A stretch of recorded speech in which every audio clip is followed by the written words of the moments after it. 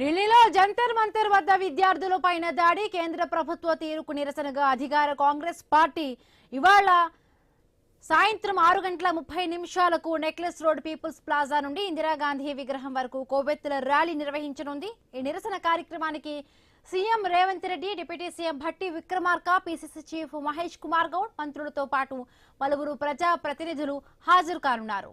మరిన్ని పూర్తి అప్డేట్స్ మా కరెస్పాండెంట్ ఉదయ్ అందిస్తారు। ఉదయ్, విద్యార్థులపైన దాడికి సంబంధించి కేంద్ర ప్రభుత్వ తీర్పు నిరసనగా ఈ రోజు తెలంగాణలో హైదరాబాద్ లో కాంగ్రెస్ పార్టీ సాయంత్రం 6:30 నెక్లెస్ రోడ్ లో పీపుల్స్ ప్లాజా నుండి ఇందిరాగాంధీ విగ్రహం వరకు కూడా కొవ్వొత్తుల ర్యాలీ నిర్వహించింది। ఈ నిరసన కార్యక్రమానికి అటు కాంగ్రెస్ అధిష్టానం మొత్తం పాల్గొనబోతున్నారు।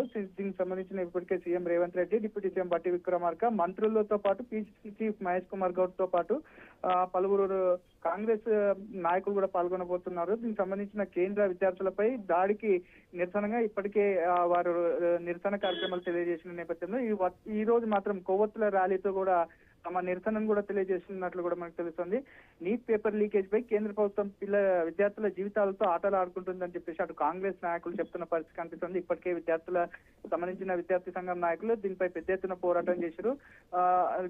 నిన్న ఇందిరా పార్క్ లో కూడా దీనికి సంబంధించిన నీట్ ఎగ్జామ్ సంబంధించిన ప్రతిపక్ష పార్టీలు కూడా దీనికి పూర్తిగా మద్దతు తెలుపుతూ నిరసన కార్యక్రమం తెలిసిన నేపథ్యంలో ఇవాళ కాంగ్రెస్ ప్రభుత్వం అటు సీఎం రేవంత్ రెడ్డితో పాటు మంత్రులతో సహా అందరూ కూడా కొవ్వొత్తుల ర్యాలీలో కూడా పాల్గొన్నట్టు కూడా మనకు తెలుస్తోంది।